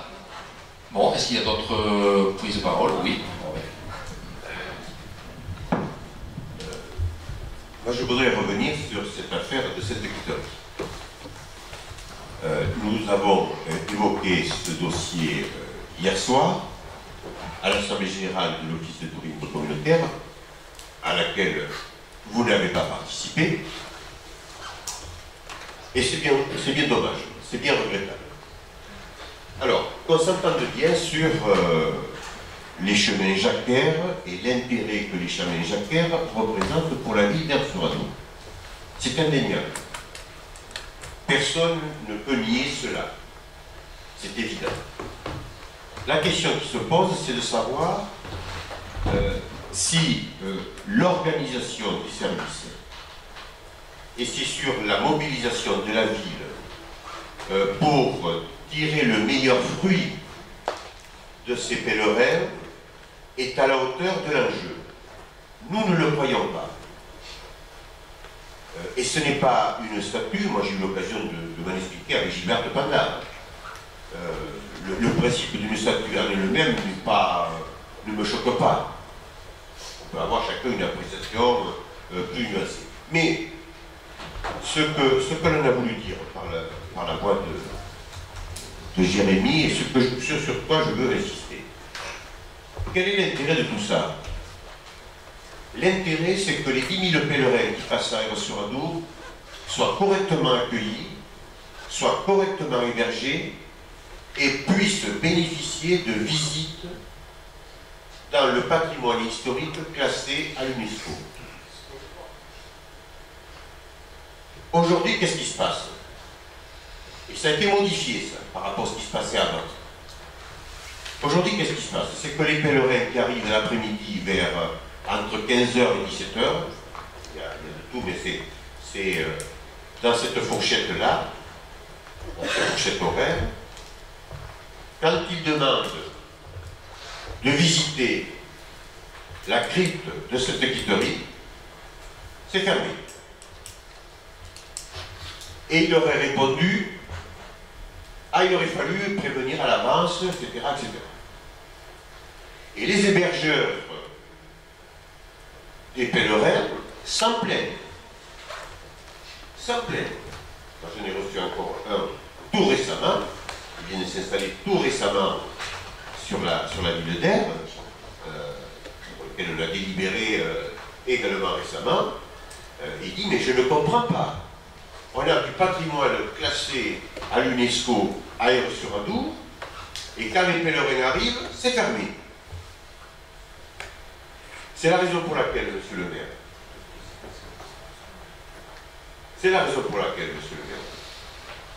c'est pas une statue qui va amener quelque chose par rapport à ça. Ce qui est primordial, c'est qu'on puisse faire accueillir et faire visiter ces monuments historiques très bien restaurés par les pèlerins qui sont 10 000 et qui peuvent ainsi véhiculer l'image de marque quelque part.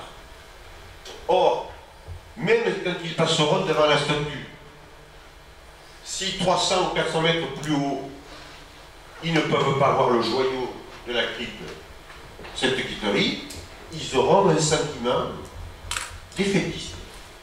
Et c'est la raison pour laquelle, soit il y a un plan d'ensemble, et c'est ça qu'il faudrait, et c'est notre demande, soit il y a un plan d'ensemble qui prenne en compte le fait culturel, patrimonial, et qui examine point par point tous les différents aspects de l'accueil de ces pèlerins, et là ça aurait du sens. Mais de dire on va mettre une statue à tel endroit, mais après impossibilité de visiter le patrimoine historique, c'est une erreur. Je vous le dis franchement, c'est une erreur. Et d'ailleurs, j'étais également à l'anniversaire qui s'est tenu en décembre par l'association départementale des pèlerins de Saint-Jacques, et j'ai déjeuné avec eux. Nous avons discuté de tout ça.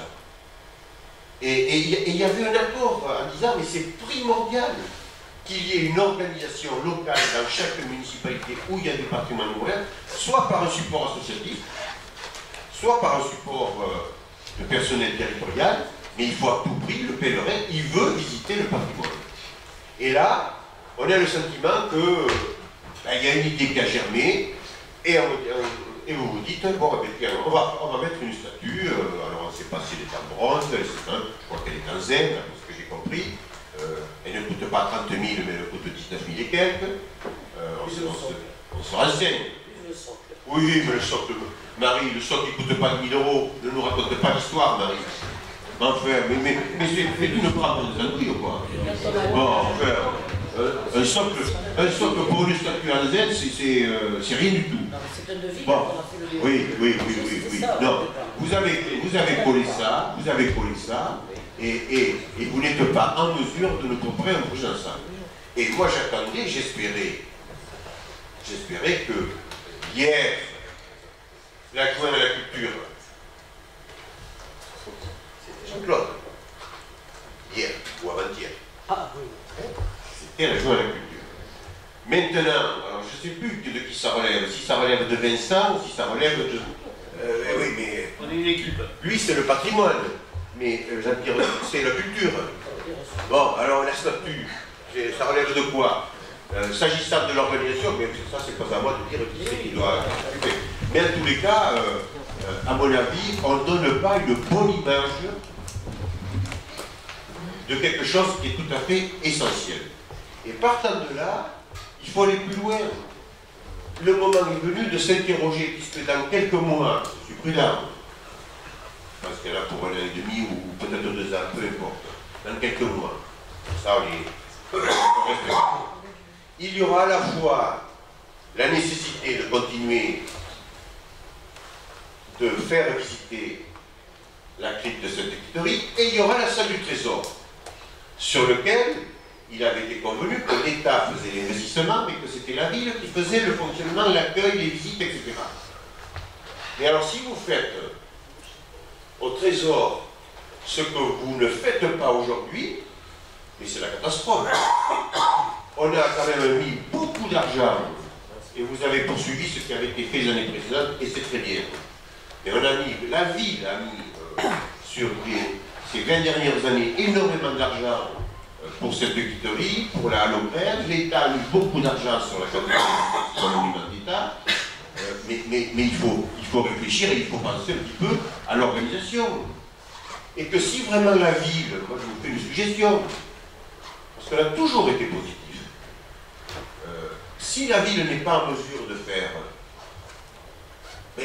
ça aurait peut-être du sens d'imaginer que cette dimension d'accueil pour les pèlerins de Saint-Jacques soit une compétence qui relève de l'office de tourisme communautaire. Ça aurait du sens. Et moi je suis ouvert à ça en tant que président de la communauté commune. Parce que on peut entendre qu'une seule personne, encore faut-il qu'elle ait des missions bien précises qui lui soient données, mais une seule personne, elle ne peut pas s'occuper à la fois des archives, préparer les animations culturelles pour remplacer ce qu'elle a, accueillir les groupes pour cette quitterie, etc., qui a besoin de prendre des congés, etc. Donc, à mon avis, une seule personne ne peut pas faire correctement ceci. Et on le voit que c'est pas satisfaisant aujourd'hui avec la seule église, cette quitterie. Qu'est-ce que ça va être demain quand il y aura et cette quitterie et le Trésor? Voilà ce qu'on veut dire par notre position sur ce dossier. C'est pas de dire l'opposition est contre un statut. Voilà, je crois que Jérémy s'est clairement exprimé. Ce qui compte, c'est que vous prenez le dossier par le mauvais bout. Et moi, je ne force pas le propos en disant ça. Je suis extrêmement sincère. Et je pense que ce que je dis là, ce que nous disons là, ce sera partagé par l'ensemble de la population. Voilà ce que je voulais vous dire. Là, il y a une vraie carence dans l'organisation de l'accueil des pèlerins dans notre jeunesse. Bien. Alors, deux petits points, c'est que on ne met pas en place une statue pour éviter d'accueillir les pèlerins. C'est ça, oui. J'ai mal compris. Mettre une statue, c'est de mettre en avant que Ersuardo est une place forte dans le passage des pèlerins. Oui, mais c'est aussi le reconnaître, c'est pas tout. La reconnaissance, c'est important aussi. Vous avez partiellement répondu quant à l'église Sainte-Exupéry. C'est vrai qu'il y avait eu un arrêt suite aux travaux. Bon, là, maintenant, la crypte est réouverte. Et comme tu l'as dit, Robert, effectivement, demain, il va y avoir le Trésor. Le Trésor devait s'ouvrir en 2018. En 2019, c'est toujours pas fait. Et effectivement, avec l'État, parce que ça se fait avec l'État, c'est l'État avec qui on va voir comment on s'organise dans la gestion de la salle au Trésor. Je dis la gestion, c'est-à-dire l'accueil au public. En fonction de ces discussions qu'on a avec l'État, et on le sait, les demandes des pèlerins, des associations pour l'ouverture de cette quitterie, on verra dans l'organisation des agents, aujourd'hui on a un agent au patrimoine, on verra en fonction des demandes et de l'État et de ce qu'on peut faire à cette quitterie, s'il en faut un autre, et comment on fait. Mais on ne va pas mettre la charrue devant les bœufs, on va finir ça. Le mauvais hasard, je veux le dire comme ça, c'est que c'est pas fini, alors que ça va être fini en 2018. Mais après, bien évidemment, on se mettra autour de la table, chaque équipe se mettra autour de la table avec l'État et intégrera bien sûr l'église Sainte-Exupéry pour voir comment on fait au mieux en mettant à disposition des agents. Mettre à disposition des agents, je rappelle, c'est un coût, hein, donc c'est pas neutre non plus, hein, c'est du fonctionnement, hein, c'est des impôts. Donc, et tout ça, il faut bien le mesurer, mais on le fera tranquillement. Et si on augmenter des plages horaires ou changer les heures. Changer les heures, il faut se mettre à la place des agents. Les agents aujourd'hui, un agent, il arrête à 5h30 si on va accueillir les pèlerins jusqu'à jeudi 19h, c'est plus la même chose. Bon, voilà, donc c'est de l'organisation, ça se fait pas. Ça se fait. Non, bon, 19h, 18h, si tu veux, il ne faut pas chipoter pour une demi-heure. Donc c'est de l'organisation à mettre en place et on le fera. Justement, quand la salle au trésor sera terminée, on pourra avoir une politique d'accueil au travers des agents communaux pour ces deux sites qui sont deux sites importants dans le Flandre. Donc voilà. Tous les pèlerins qui vont passer pendant 2 ou 3 ans encore, ils n'iront pas à la ville. 2 ou 3 ans, j'espère que la salle au trésor, à la fin de l'année, on va y voir clair. Pourquoi tu ne règles pas ce problème dès maintenant Parce que l'État, parce que sur cette équiterie, et je viens d'indiquer, attendons de savoir ce qu'on veut faire aussi au niveau de la salle au trésor. Et on gérera les deux en même temps. Moi je crois que les deux ils sont loin devant la charrette depuis un moment quand même au niveau de la visite de Saint-Étienne. Moi je me mets à la place de ce monsieur qui a investi une somme conséquente en face de l'église Sainte-Victorine, qui a racheté les Virgulines, et qui découvre, il est venu me voir pour me dire, mais qui fait quoi exactement en la matière là? Est-ce que c'est l'office de tourisme? Est-ce que c'est la communauté commune? Est-ce que c'est la ville? Qui fait quoi? Parce qu'il me dit, Monsieur le Président, moi je suis ébahi de voir que les pèlerins, quand ils arrivent, ils ne peuvent pas visiter cette équiterie. Et je peux te dire que j'étais sorte dans l'explication. Hein. Je n'ai pas profité pour... mais quand même, quoi. Mais quand même, ça peut se régler rapidement, quoi.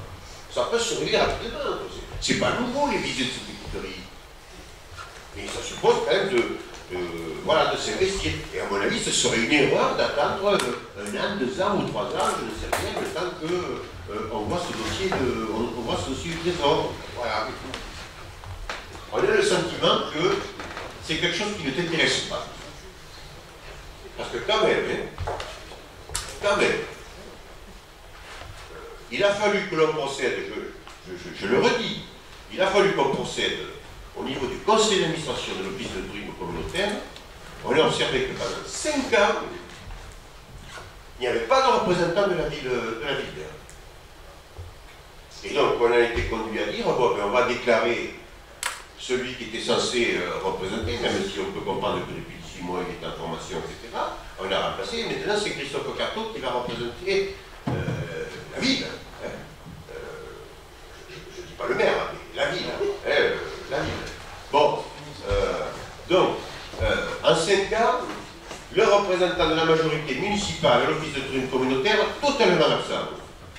En 5 ans, jamais le maire de la ville d'Ers-sur-Adour, conseiller départemental, n'a mis les pieds à l'office de tourisme communautaire, à l'Assemblée générale. Il s'en fiche. Il s'en fiche. Voilà. Et moi je préférerais que ce soit autre chose, hein, mais ce sont des réalités que je tenais à soulever. Bien. Je pense qu'on a fait le tour, on va pouvoir passer au vote. Donc on va voter d'abord le budget de fonctionnement et après le budget d'investissement, si vous en êtes d'accord. Moi je demande, monsieur le maire, qu'il y ait un vote à bulletin secret. Qu'il y ait un vote à bulletin secret? Oui, sur le budget. Oh, oui, un vote à bulletin secret. Pour que chacun puisse s'exprimer librement sur le vote du budget. C'est extraordinaire. Et alors, on parle de débat, de démocratie, pour que les gens puissent s'exprimer. Alors, s'il y a bien une enceinte où on peut s'exprimer, c'est bien là, où on peut bien marquer et dire ce que l'on pense, ce que l'on veut, ce que l'on souhaite pour nos concitoyens, puisque là, nous, on est élus, c'est bien le moment. Donc, vous avez quelque chose à cacher ou quoi? Absolument pas. Pas nous. Hein? Pardon? Non, mais c'est pour ça qu'on demande un vote à bulletin secret, comme Mais on ne peut pas voter un bulletin secret, chapitre par chapitre. C'est pas... Mais qui veut le bulletin, vote à bulletin secret? Et à partir du moment où un seul... Non. Qui veut le vote à bulletin secret? À partir du moment où un seul demande le vote à bulletin secret de droit, monsieur le maire. Non. Ah si. Alors, qui veut voter à bulletin secret? On n'est pas rentré, mais bon. Et je ne comprends pas que... Et vous faites le chantre de la démocratie en disant qu'il faut s'affirmer. Mais affirmez-vous. On a clairement dit notre position. Il n'y a pas de problème. Alors, Monsieur le maire, s'il y en a qui voudraient se cacher, qu'ils le disent, mais autrement... si vous êtes un démocrate qui respecte les règles, à partir du moment où quelqu'un demande un vote à bulletin secret, le vote à bulletin secret, il est de droit. Alors, de droit, non. Il faut qu'un tiers du conseil municipal demande un vote à bulletin secret. C'est ça, la loi, c'est pas on n'est pas dans une royauté, malgré ce que je peux entendre parfois. Donc c'est un tiers. Je demande à respecter aussi les concitoyens. Donc, est-ce qu'il y en a qui souhaitent voter ce budget à bulletin secret? Oui, moi je demande. Donc on le votera à main levée. Non, tu te mets dans une situation de... Et bien on reviendra, on votera, ça c'est ailleurs. Oui, à partir du moment où quelqu'un demande de voter... Non, c'est le tiers du conseil municipal. Non. Bon, donc on va voter donc, à main levée le budget de fonctionnement. Qui est pour ce budget de fonctionnement équilibré à 5,8 millions? On vote pas par chapitre? J'ai demandé 1, 2, 3, 4, 5, 10 plus les procurations. Qui s'abstient? 6. Qui vote contre? 7, 6 et Marc. 7. C'est bon? Il est à vous. 7 contre. Marc Navarre. Abstention. 1, 2, 3, 4, 5, 6 et 12. Budget d'investissement. Qui est pour le budget d'investissement proposé équilibré à 5,4 millions?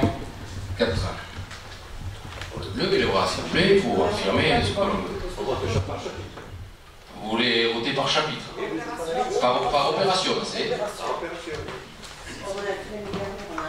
Mais vous voulez. Mais non, oui, mais à un moment donné, vous voulez pas l'emprunt, donc forcément ça va annuler. Donc, quel chapitre vous ne voulez pas voter? On va faire simple.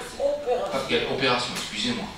Je les ai sous les yeux, donc il n'y a pas de problème. Un patrimoine historique. Non, dites-moi ce que vous voulez pas. C'est la statue, c'est ça? Oui, c'est ça, et le recours à l'emprunt, comme on l'a expliqué. Le recours à l'emprunt, c'est pas un chapitre. Donc, vous êtes contre le chapitre où il y a la statue. Donc c'est équipement culturel. Article 19 233 pour un montant de 35 000 €. Puis il y a l'église de Sainte-Rite et la statue du pèlerin pour 30. D'accord?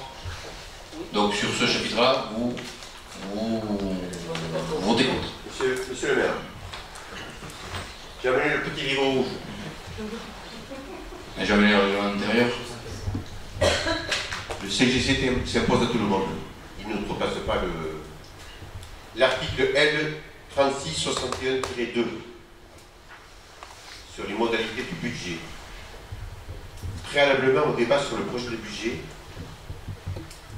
non, le 3661-3, l'attribution des subventions donne lieu à une délibération distincte du vote du budget. Mais on est au vote à bulletin secret là. Je te réponds à ce que j'ai retrouvé l'article. D'accord. Le temps de trouver l'article correspondant. Non mais on peut finir le vote et... Oui. Mais d'accord, on finit le vote et on y reviendra, il n'y a pas de problème. Non, mais je te dis que de mettre les associations dans le vote général, c'est une erreur. J'ai le CGCT. Donc, vous vous opposez sur le... J'ai dit chapitre, c'est pas chapitre, c'est opération, excusez-moi, culturelle, pour 35 millions. Qui s'abstient?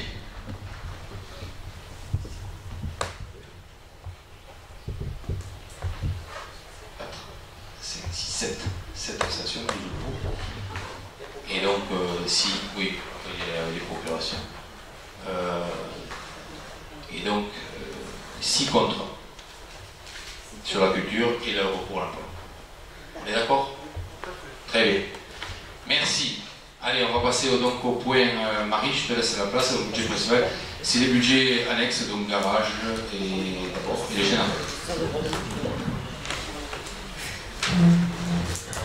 Donc, en ce qui concerne le budget annexe garage, donc la section de fonctionnement s'équilibrait en dépensé en recette au montant de 38 748,12 € et la section d'investissement en dépensé en recette égale à 0. Donc je vous propose d'adopter ce budget de la somme globale de 38 748,12 € pour ce budget annexe 2019. Pas d'objection?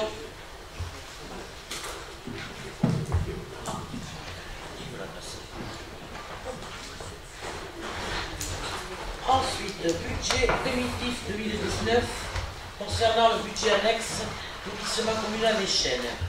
En ce qui concerne ce projet de budget, la section de fonctionnement s'équilibre en dépenses et recettes pour un montant de 293 391,99 € et la section d'investissement qui s'équilibre, elle, en dépenses et recettes à un montant de 645 991,52 €. Aussi, je vous propose le projet suivant qui est pour un budget qui s'équilibre en dépenses et recettes à la somme de 939 380,51 €. Pas d'objection. Je vous remercie. Point suivant. Donc le point suivant, c'est le point qui concerne les contributions directes communales, donc les taxes dites ménages. Donc nous avons parlé tout à l'heure au niveau, dans la section de fonctionnement, le produit fiscal attendu pour le budget principal 2019 s'élève à un montant de 3 423 280 €. Donc je vous propose les taux suivants. Donc effectivement, je vous propose un gel des taux. Il y aura une non-augmentation cette année encore de ces taxes dites ménages. Donc en ce qui concerne les taux, je vous les rappelle, pour la taxe d'habitation, 16,55%, 17,37% pour la taxe foncière sur les propriétés bâties et 48% pour la taxe foncière sur les propriétés non bâties. À savoir que ces taux sont toujours en dessous des taux moyens nationaux et départementaux. Pas d'objection. Je vous remercie. Donc nous allons reprendre, je dirais, les points habituels des séances du conseil municipal auparavant. Donc nous avons le point 10, c'est les attributions et les allocations à la conduite autocross. Donc comme vous le savez, comme nous avons parlé tout à l'heure, c'est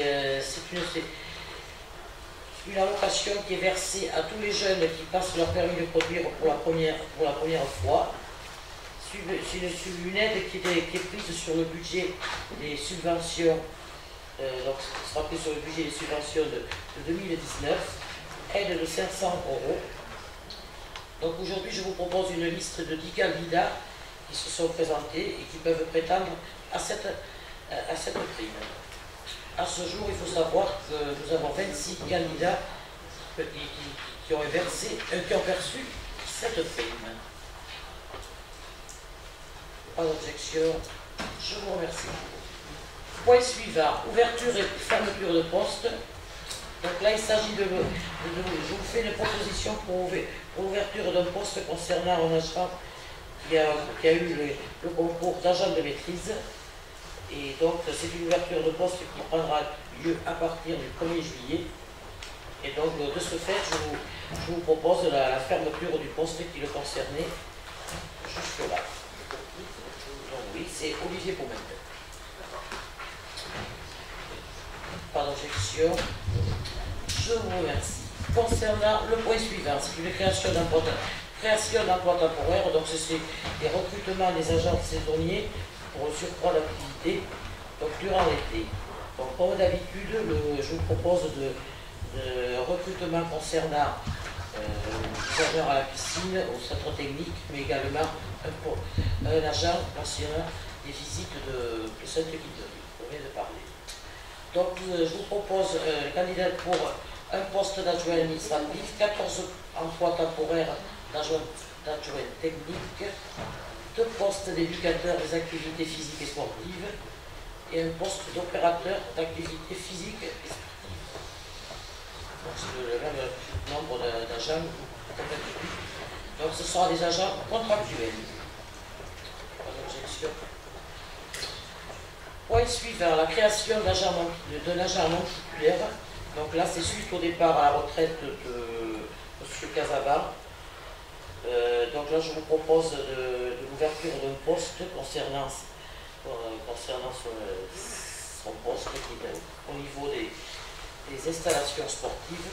Ceci un poste d'agent non titulaire à compter du 1er juillet 2019.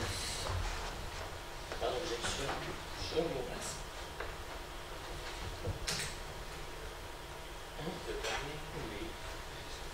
Alors, point 14.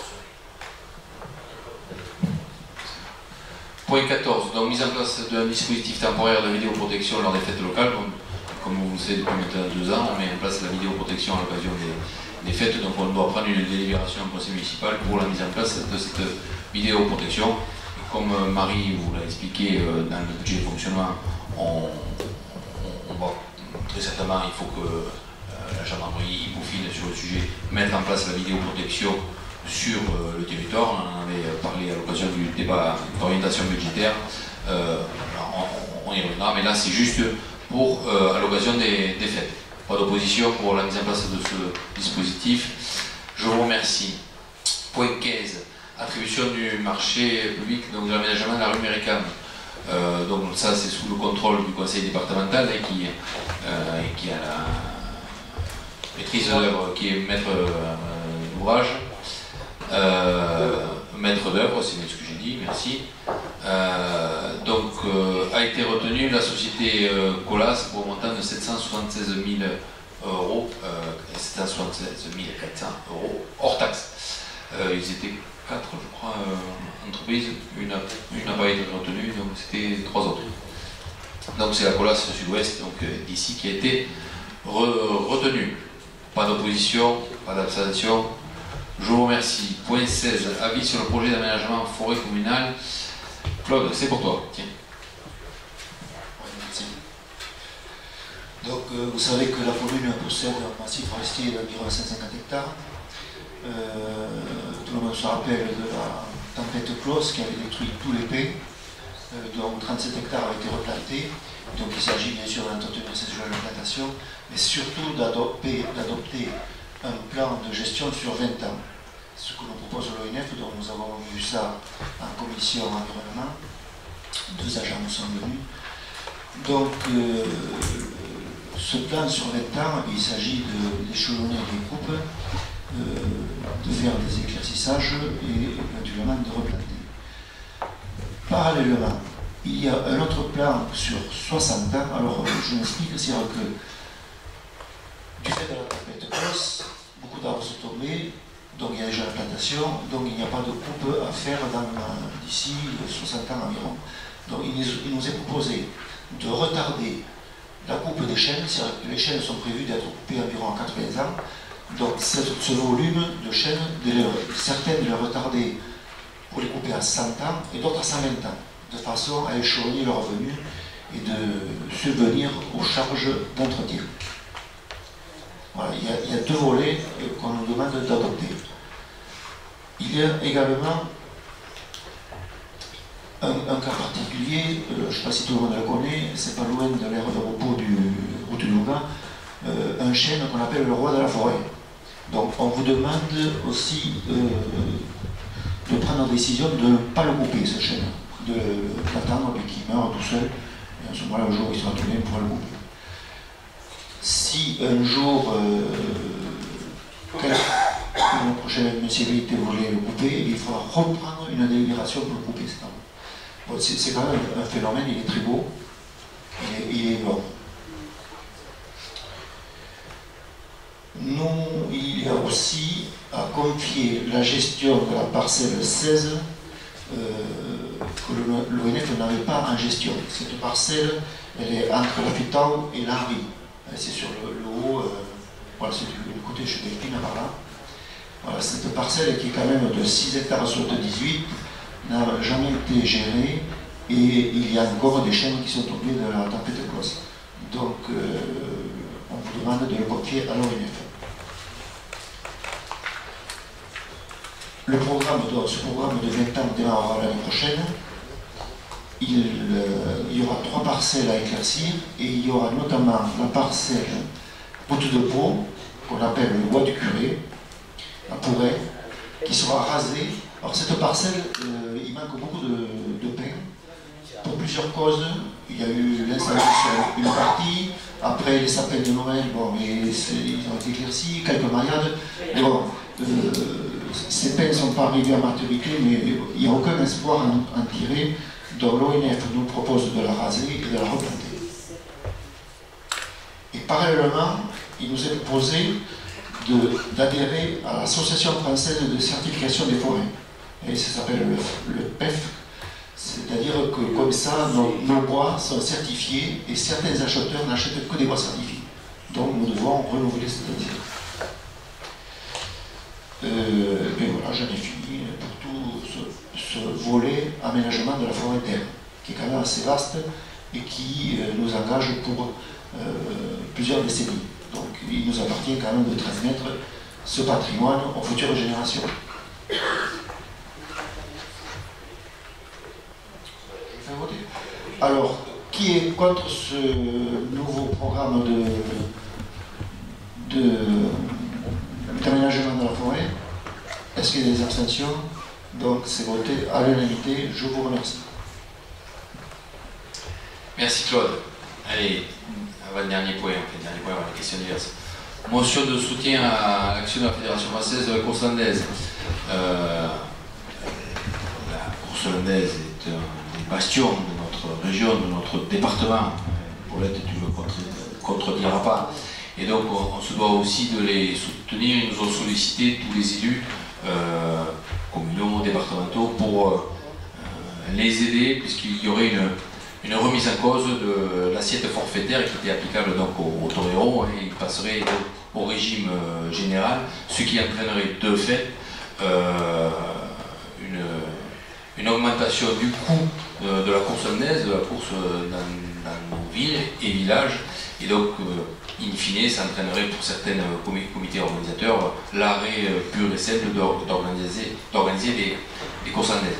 Alors il se trouve qu'il y avait eu un moratoire pour 2018, mais il devait s'arrêter donc au 31-12. Les réunions ont eu lieu en fin d'année 2018 et n'ont pas pu déboucher à un accord tacite entre la Fédération française de course landaise et Bercy, je veux dire comme ça. Donc ils demandent une année dérogatoire supplémentaire pour pouvoir bien peaufiner pendant 2019, mettre en place ce régime spécifique pour les toreros, pour que la course landaise puisse perdurer dans nos villes, dans nos villages, surtout dans nos villages, dans les villes comme Montmarsan, Dax et c'est peut-être plus facile, mais dans des petites communes, ça le serait moins, et on le sait bien, hein, c'est pyramidal, hein, si vous coupez la base, il n'y a plus rien. Donc je vous demande de valider cette motion donc, qui nous a été envoyée par la Fédération française de la course landaise, qui demande une année dérogatoire supplémentaire aux conditions de 2018, nous laissant le temps de travailler en concertation sur la définition d'un nouveau régime de calcul et pour présenter l'ensemble des composantes de la course landaise, canadéro, licenciés et clubs, et s'engage à maintenir et organiser le prélèvement des cotisations 2019 sur la base du dispositif en vigueur en 2018, dans l'attente de la fixation de nouvelles règles suite à la concertation que la Fédération française de course landaise appelle de ses vœux. Pas d'opposition sur cette motion, on la valide. Je vous remercie pour eux. Point 18, il n'y a pas. Point 19, questions diverses. Avez-vous des questions diverses? Alors, l'agenda, nous aurons un conseil communautaire, donc le 25, hein, c'est ici à R1. Bon, et on a un conseil communautaire demain soir pour le vote du budget, mais le prochain conseil communautaire aura lieu à R-sur-Adour, donc le 25, c'est l'examen du PLUI, essentiellement. Bon, ce sera le gros du dossier. Donc, bien évidemment, tous les conseillers communautaires se doivent être présents, mais aussi tous les conseillers municipaux se doivent être là pour accueillir l'ensemble des conseillers communautaires donc des 22 communes. On les accueillera donc au centre d'animation et après on aura l'occasion de partager à la fin de la soirée le verre comme il se doit, pas des fois à air, mais comme il se doit à la fin de la réunion qui sera très très bien passée. Voilà sur le premier point. Second point, une information, on en dira un peu plus quand ça sera terminé. Vous avez vu peut-être il y a des jeunes, c'est l'école de design de Mont-de-Marsan qui s'affaire dans les rues d'air, notamment autour des postes, ce qu'on appelle les postes sources, puisque les postes sources alors, appartiennent à la municipalité, mais sont gérés par GES. GES avait souhaité, dans le sillage de ce que Claire avait lancé par rapport au site art, relooker et mettre un peu en valeur ces postes sources. Alors ça a été travaillé conjointement avec GES, le service patrimoine, c'est Claude qui a été et l'école de design, donc pour faire en sorte que chaque poste qui a une histoire, enfin, le poste n'a pas une histoire, mais le quartier où il est a une histoire, et donc les étudiants de l'école ont travaillé pour décorer ces postes. Alors, il y a une soixantaine de postes à peu près sur la ville d'Air-sur-Adour. Là, nous sommes considérés qu'on n'en compte que 15, 12. L'école de design donc, en a répertorié 12. Ils ont été faits et analysés. Il en reste 3. Les 3 autres seront, eux, réalisés en partenariat avec le centre Jean Sarail, puisque je retourne vers les docteurs, c'est l'ARS qui c'est sortir des murs, je crois. Culture à l'hôpital. Pardon ? Oui, dis-le. Culture à l'hôpital. Culture à l'hôpital, voilà. Et donc le centre Jean Sarail s'implique dans ce mouvement et donc a souhaité, au vu de ce qu'on pouvait réaliser avec l'école de design de Mont-de-Marsan, s'impliquer avec leurs élèves pour travailler donc sur 3 postes. Alors eux là ils vont travailler avec un professionnel qui va intervenir dans les classes et ils vont travailler pour faire ces 3 postes là. Donc il y aura, alors eux ils ne sont pas tout à fait prêts, l'école de design est en train de le faire, il y a le mauvais temps qui les perturbe un peu et donc voilà pour les premiers postes. Le deuxième point va être lancé aussi un concours avec les écoles dans le même thème pour que les élèves, les gamins puissent réfléchir sur ça et après en partenariat avec des professionnels, en fait, déjà plus aguerris pour dessiner parce que c'est pas des gamins de CP qui vont les dessiner sur les postes sources. On pourra refaire la même opération qui est faite en ce moment même sur les postes sources de la ville. Alors, pour vous citer les postes qui sont concernés, c'est au niveau devant les arènes, sur le talus, derrière la halle, il y en a un au pied de la côte de la Rive, il y en a un qui est surprenant devant chez Podès, de mémoire c'est un astronaute, je crois, si mes souvenirs sont bons, devant la plaine, après au lycée, il y en a 2 ou 3 au lycée, voilà à peu près, donc c'est un peu disséminé sur tout le territoire de la ville. Voilà ce que je voulais vous dire sur ce point-là.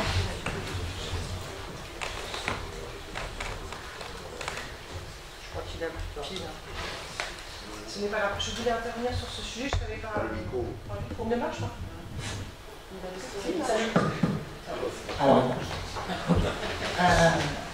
Donc sur ce sujet, je ne savais pas les précisions qui allaient être données ce soir, mais j'ai vu l'article qui est passé aujourd'hui sur le Facebook de la municipalité, donc je voulais intervenir à 2 titres. La première chose, c'est qu'on n'a pas du tout le monopole des bonnes idées, vous non plus, et pour une fois, je salue ça parce que je trouve ça vraiment super. Je voulais juste souligner 2 points. Le premier qui m'embête un peu, c'est que, comme vous l'avez dit, il y a des jeunes patients, en l'occurrence, il ne s'agit pas des élèves, mais plutôt des patients, puisqu'ils vont travailler dans le cadre du soin, et non pas de l'éducation nationale, sur ces choses-là, et qu'on m'a interpellé en tant qu'élu, et que je n'ai pu donner aucune réponse, si ce n'est un air fort contrit, de dire je ne suis pas au courant du projet, et je vous jure, c'est très désagréable. Dans une municipalité, de siéger dans une commission culture, et de passer, passez-moi le mot, pour une imbécile, qui n'a rien compris, qui ne sait rien, qui est au courant de rien. Donc je me suis dit que c'était un projet qui avait été décidé peut-être sans que j'en sois au courant, et je n'en suis pas offusquée. Mais voilà, ça donne de belles choses, donc on passe. La deuxième chose, c'est que j'avais connu ces projets ailleurs, à Nougaro, sur Mont-Marsan, des communes avoisinant Mont-Marsan, et j'avais trouvé l'idée très bien, et j'étais étonnée qu'il n'y ait qu'une école de design. Et donc je suis ravie d'apprendre ce soir que les petits Aturins pourront participer, parce que c'était ce que je voulais vous proposer. Donc merci. Bien. Y a-t-il d'autres points? Non? Pas de points? Encore moins. Ah, oui. Je suis intervenue tout à l'heure quand Marie a présenté les ouvertures et fermetures de postes, ainsi que les postes de contractuels pour l'été. Mais je voulais savoir, bon, même si, vous savez, tu en as parlé en conseil d'école élémentaire, si on pouvait faire un petit point sur le personnel sportif, parce qu'il y a des parents là qui m'ont interpellé concernant l'école de natation, et auquel honnêtement je n'ai pas voulu répondre, n'ayant pas de précision à leur donner. Donc il y a le recrutement d'un chef de service des sports qui a été effectué. Donc c'est quelqu'un qui nous arrive depuis de Dôme, de Clermont-Ferrand, qui va rentrer en poste début mai.